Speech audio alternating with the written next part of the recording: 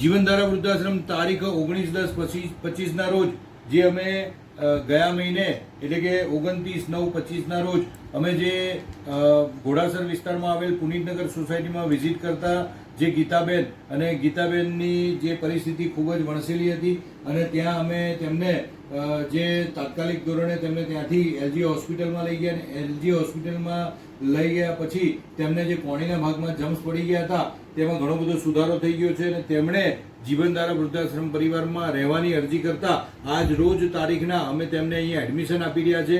આ એડમિશન અમારે અત્યારે હાલ આપવું પડે તેમ છે કેમ કે તેમને અહીંયા રહીને જ સારી ટ્રીટમેન્ટ થશે અને તેઓ ટૂંક સમયમાં ચાલતા થશે તેવી અમને આશા છે.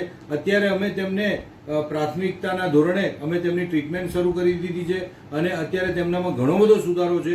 તો ગીતાબેન, તમે શું કહો છો? તમને કેવું લાગે છે અત્યારે? સારું લાગે છે. હાથમાં કેવું છે? હાથ ઊંચો કરો તો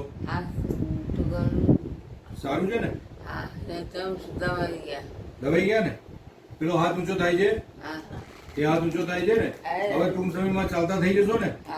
તો ગીતાબેન ટૂંક સમયમાં ચાલતા થઈ જશે અને આવી જ જે કહીએ કે કોઈ ભગવાન અમને શક્તિ આપી રહ્યું છે અને કોઈ ગુરુદેવોના આશીર્વાદ છે કે જેથી અમારા હાથે આવા ખૂબ જ સફળતાપૂર્વકના કાર્યો થાય છે.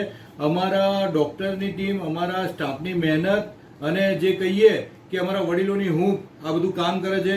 હવે તેમને જે ડૉક્ટરની મહેનત અને સ્ટાફની મહેનત થોડી અડી છે, હવે અમારા સ્ટાફની પૂરેપૂરી મહેનત અડશે અને અમારા વડીલોની હૂંફ મળશે એટલે ગીતાબેન એકદમ ખીલી જશે. ટૂંક સમયમાં જ ગીતાબેન ચાલતા થશે અને તે પણ આપણે ટૂંક સમયમાં જ જોઈશું. જીવનધારા વૃદ્ધાશ્રમ પરિવારના પ્રણામ. જીવનની વહતી ધારા, જીવન ધારા, જીવન ધારા, જીવનની વહતી